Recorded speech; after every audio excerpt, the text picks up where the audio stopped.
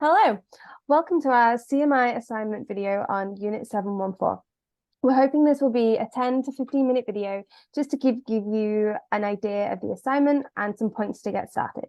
I'll hand over to our excellent tutor, James, who knows this assignment inside and out, and he will take you through the assignment.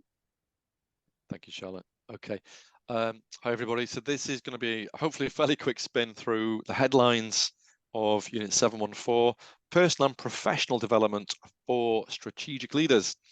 Like most of the assignments on the syllabus, a nice way to think about this piece of work is as a bit of a mountain to climb. And so in the first early stages, the first learning outcome, we're going to be asked to kind of think about some of the key concepts, impacts, inhibitors to personal development generally.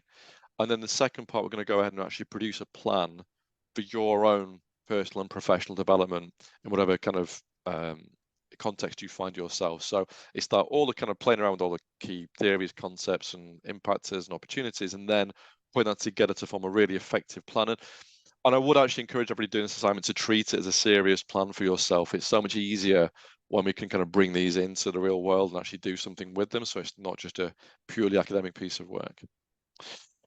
Let's get straight in. Learning outcome one is to understand approaches for personal and professional development. Okay, so this is the base camp, foot the mountain stuff. We're going to kick off with a fairly ambitious question. Critically reflect on the interrelationship between the skill set and mindset to develop as a strategic leader. Right. First thing I would do, as with any question, is scan this for any terms that may benefit from being defined, and that particularly is relevant early in assignments. And here straight away, you've got that term strategic leader. If you asked, and we do, a whole group of people what you mean by that, you're probably going to get as many different answers as people. And any kind of term or word that you see like that, it's really beneficial to form a definition. And it's a great way to start your assignment as well. So you get away from that blank page into some writing, something to structure the rest of your work on. So if it was me, I would begin with a good definition of strategic leadership here. And it's not being right or wrong, as long as you can use some kind of sources and inputs and things around this and then synthesize that. That's absolutely fine at level 7.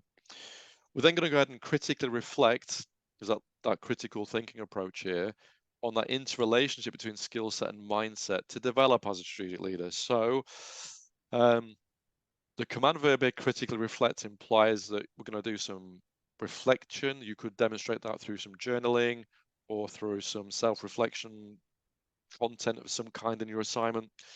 But it is asking you to bring this into your own lived experience here straight away by critically reflecting. And here, we're going to take skill set and mindset as concepts. This is probably originally drawn from Carol Dweck's book, Mindset, if that helps you. And basically, we're looking at, you could determine skill set as your knowledge, skills, behaviors, I guess, on that front. Mindset might be more alluding to your values and beliefs, the deeper psychology. So we're looking at the interplay between the two things. For example, if you believe you can't do something or that something is not valuable to you to develop as a leader, you're probably unlikely to develop that thing, right? So it's looking at your own assumptions, biases, prejudices that live in your beliefs and values, your mindset, and how that might then impact on your skill set. In return, because this is an interrelationship, how one affects the other and the other affects the one, it may be that you have natural capabilities or aptitudes in certain areas that might actually feed into your mindset, maybe your assumptions and beliefs, because maybe you're good at something or you view the world in a certain way. How does that affect your ability to ascribe value to other people's opinions, for example? That might impact your strategic leadership if you define it in a certain way. So it really is that interrelationship you're trying to draw on here, using critical reflection and all signposted towards that idea of what strategic leader really means. There's a lot going on with that to kick the question off, to kick the assignment off with, but it's doable. It just requires a little bit of reflection and self-thought on that, and a bit of honesty for self as well, I guess. 1.2 then is to critically examine the personal values and behaviors required for strategic leadership practice. So the indicative content here talks a little bit around formative self-audits, evaluation of self against competency frameworks. which may well work. You could certainly do that. You can find there's plenty of candidates out there for what is seen to be good, effective leadership practice in behaviors, and maybe some values as well. And then what you could do is look at some comparison to some extent. I think what we're looking at here, generally, rather to make it too personal right now, because you'll do that in Learning Outcome 2, though, is look at generally at the themes of what kind of values and behaviors do we think may be required for a strategic leader to practice today. What might be the pros and cons of different knowledge skills, different values and behaviors here for a strategic leader. You could maybe look to critically examine, maybe you could look at the trends there. So is it, for example, more important for a leader to be more flexible today, more tech savvy today than it used to be? Do you have any kind of, evidence behind that, or lived experience, or both, that you can look at that? So there's lots of authors out there on what is believed to be, appropriate values and behaviors for strategic leaders today. What would make sense here, though, is however you've defined strategic leader in 1.1 is to refer back to that here. So what values and behaviors are required for that type of leadership, as you've defined it, might be a good way to help you to critically examine those things. So don't forget, so you can bring some lived experience into this by all means, but it's not asking you to critically reflect on your own here. It's looking at examining generally, I think, values and behaviors required for leadership practice. So we're going to keep it fairly broad, and we're going to narrow it down in Learning Outcome 2 to yourself.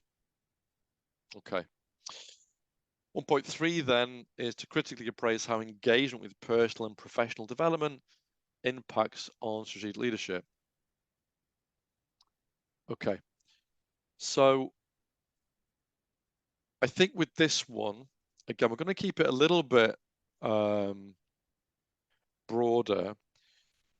If you can, it would be nice here to bring out some general themes of what the impacts are of engagement with personal and professional development versus maybe not, as a philosophical piece. So, we get some senior people who maybe don't engage with their own development so much. What impact does that have? You could appraise that.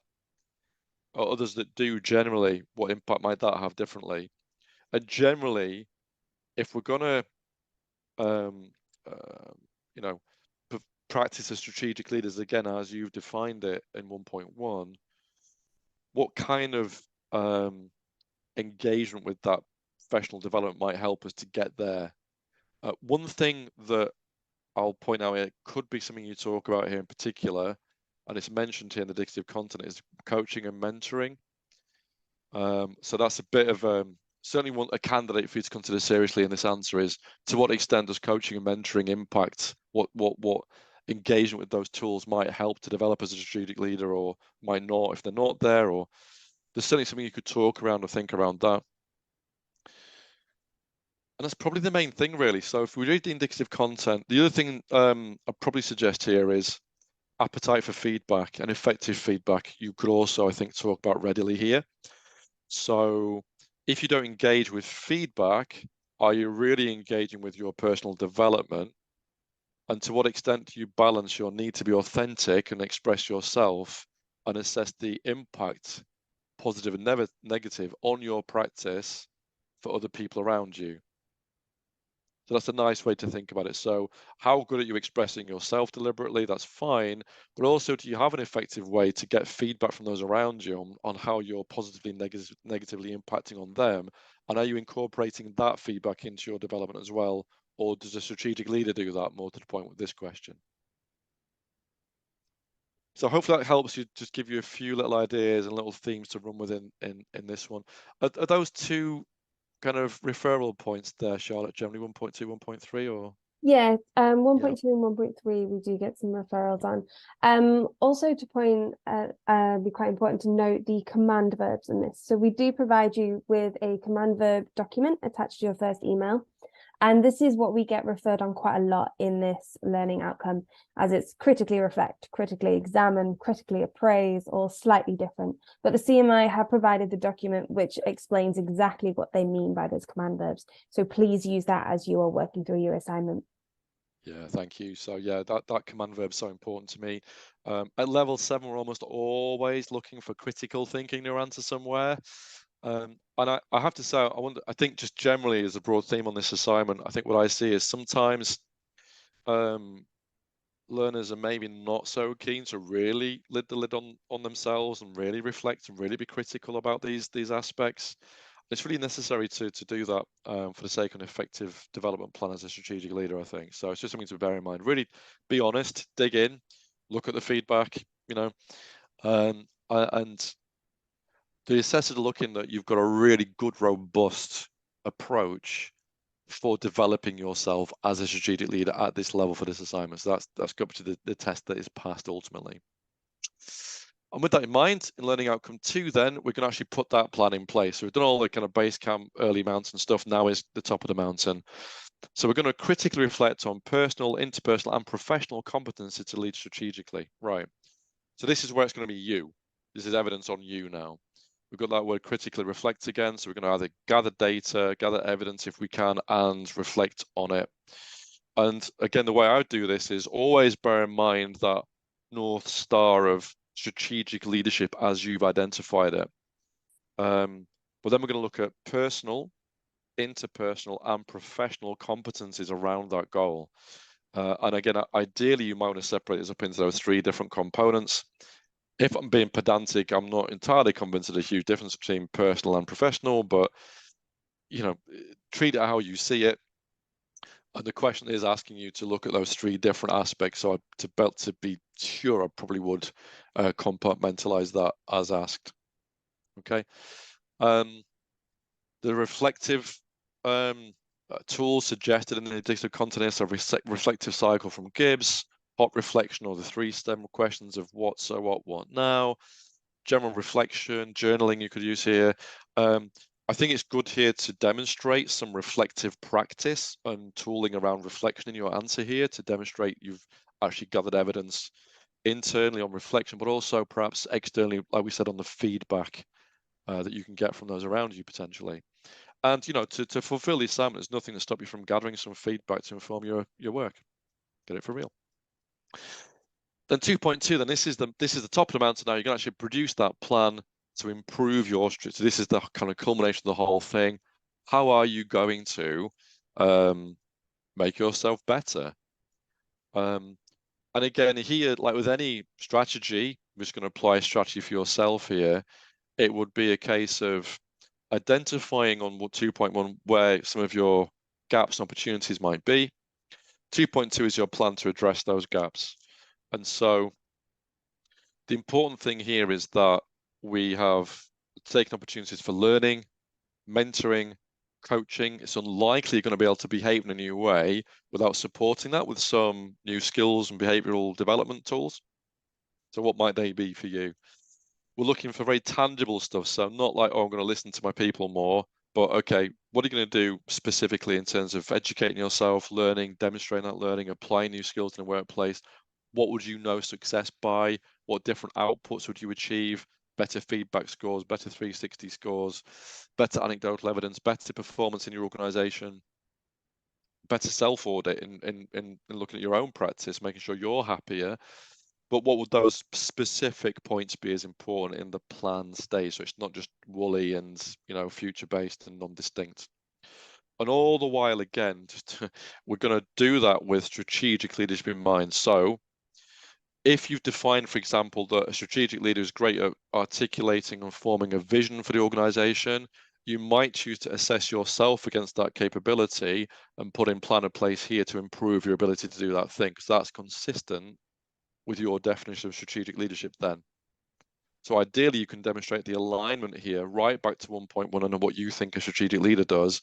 And this is your own personal way to improve yourself towards that end result. So you're going to be a better strategic leader ultimately.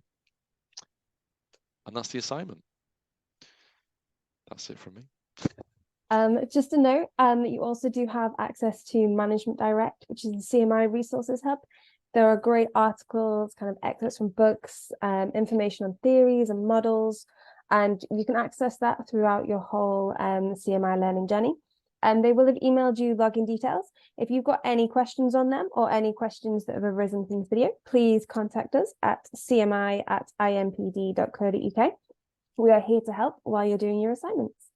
And we hope that you found this useful and that you can get started on it. Thank you, Charlotte. Good luck, everybody, Thank you. and again, come into our technical tutorials or our assignment writing days if you wish. We're here to help you. There's nothing on this that you can't do, and yeah, we're here to help. If you want to write the assignment, we're on the other side of a phone or an email or a Zoom for you. Thank you very much. Thank you.